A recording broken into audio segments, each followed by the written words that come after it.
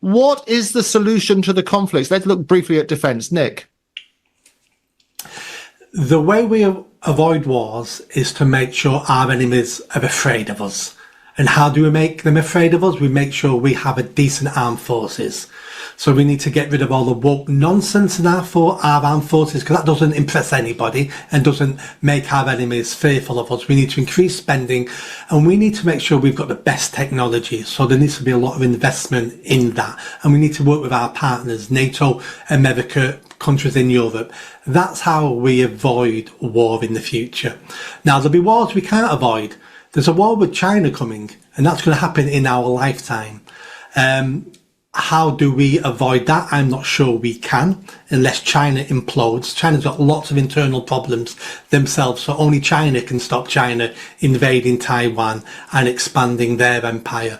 But the things we can do now is we need to make sure we have armed forces fit for the 21st century, and we haven't at the moment. David?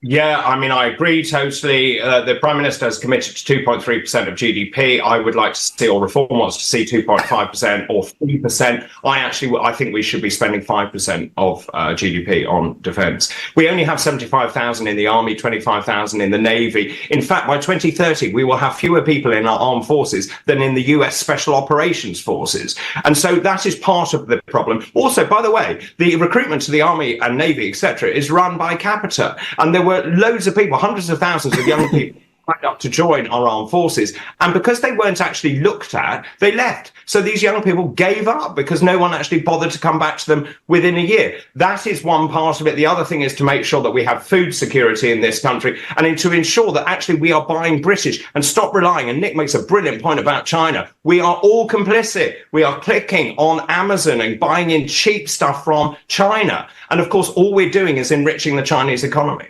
Did you like that video? I think you did.